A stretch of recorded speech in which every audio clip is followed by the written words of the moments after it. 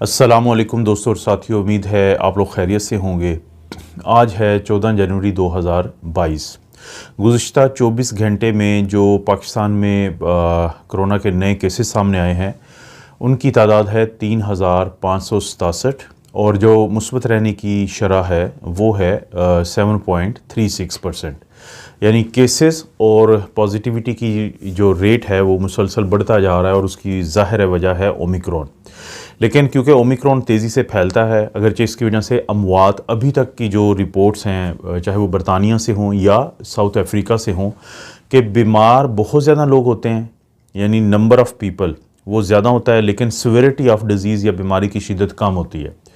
अब ओमिक्रॉन के ख़िलाफ़ ही एक बहुत अच्छी खबर आई है बरतानिया से कि उनकी जो वैक्सीन है जो पाकिस्तान में भी इस्तेमाल होती रही है या हो रही है, जिसका नाम एस्ट्राजेनेका है, तो उसके बारे में एस्ट्राजेनेका की जो कंपनी है उसने बताया है कि उनकी ये वैक्सीन, इसका जो बूस्टर डोज लगाया गया जब, और किन लोगों को लगाया गया कि वो लोग जिनको पहले से या तो मैसेंजर आरएनए की वैक्सीन लगी थी या उससे पहले एस्ट्राजेनेका की लगी थी या उससे पहले इनएक्टिवेटेड यानी साइनोफॉर्म और साइनोवैक वाली जो वैक्सीन आती हैं वो इनएक्टिवेटेड वैक्सीन है।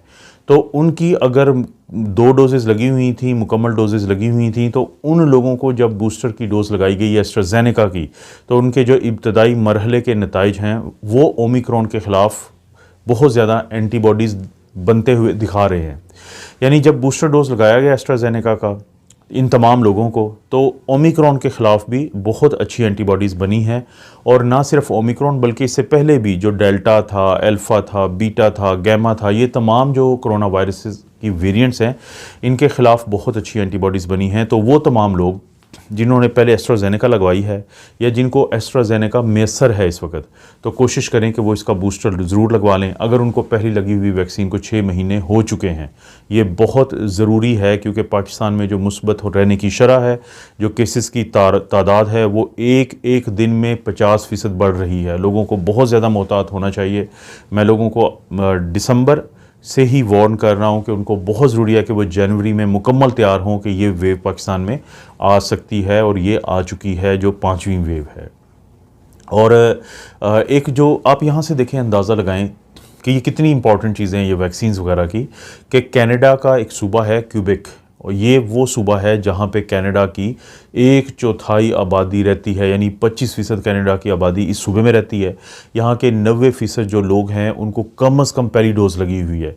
लेकिन जो बाकी लोग हैं जिनको पहली डोज़ नहीं लगी और वो लोग जिनको दूसरी डोज़ उन्होंने नहीं लगवाई, तो उनके लिए वहाँ पे एक बहुत बुरी खबर आई कि अगर आप वैक्सीनेटेड नहीं हैं, यानी फुली वैक्सीनेटेड नहीं हैं, तो फिर आपको अच्छा खासा टैक्स एक्स्ट्रा देना पड़ेगा।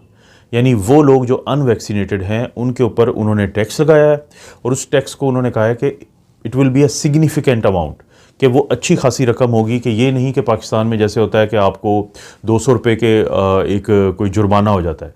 यानी आप यहाँ से अंदाज़ा करें कि जब ये अनाउंसमेंट हुई तो उसके बिल्कुल अगले दिन उनके जो वैक्सीनेशन सेंटर्स हैं वहाँ पे लंबी उन लोगों की ख़ास तौर पे लाइनें लग गई जिन्होंने पहले कोई डोज़ नहीं लगवाई थी।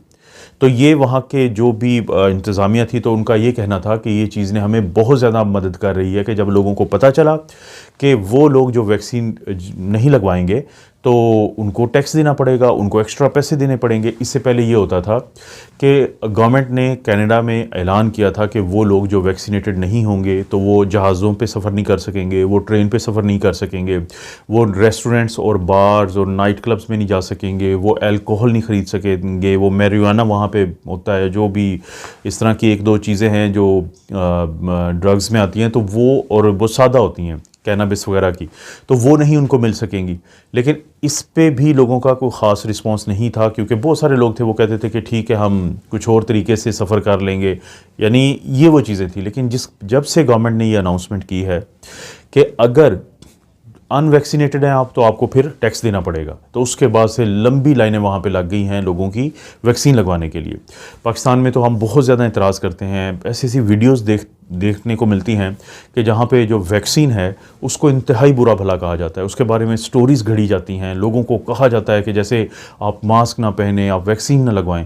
तो कल जब एक दोस्त ने दोबारा फिर मुझे एक वीडियो भेजी जिसमें यही बातें की गई थी, तो मेरे जहन में एक बात आई एक लम्हे के लिए कि फ़र्ज़ करें कि वही शख्स ये बात पोलियो वैक्सीन के बारे में कर दे, तो उसके बाद देखिएगा उसका क्या हाल होता है पाकिस्तान में। उसकी वजह क्या है?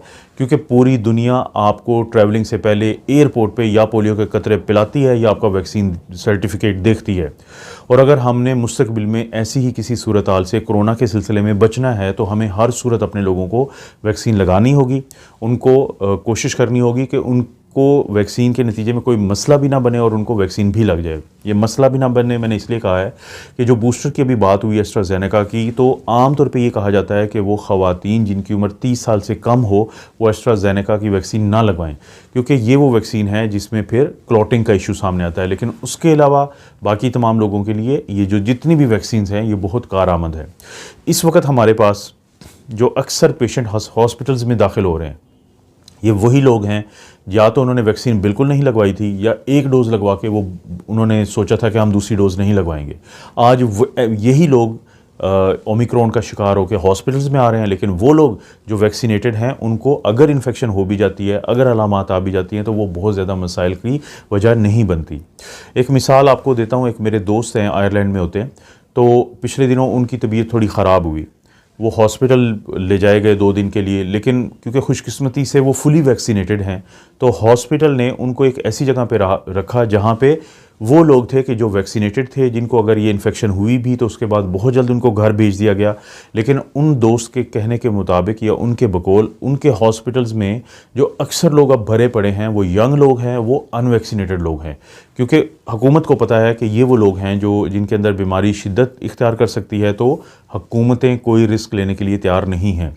अभी भी आपके पास टाइम है, कोशिश करें अपने ख़ुद को और अपने प्यारों को वैक्सीन लगवाएं।